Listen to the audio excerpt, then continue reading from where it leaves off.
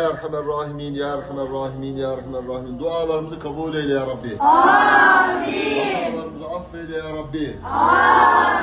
Ya Rabbel Alemin. Fetih sureleri okuduk. Gazze'deki kardeşlerimizin niyetine kabul eyle ya Rabbi. İlahi ya Rabbel Alemin. Okunan fetih sureleri hürmetine, okunan Yasin-i Şeriflerin hürmetine, okunan Hatmi Şeriflerin hürmetine, yapılan duaların hürmetine Gazze'deki kardeşlerimize kurtuluş nasip eyle ya Rabbi. Gazze'deki kardeşlerimizin feraha çıkmasını nasip eyle ya Rabbi. İlahi ya Rabbel Alemin. Gazze'deki, Filistin'deki, Kudüs'teki kardeşlerimiz başta olmak üzere ümmeti Muhammed'in nerede dertli kulları varsa onlara imdad eyle ya Rabbi. Yardım eyle ya Rabbi.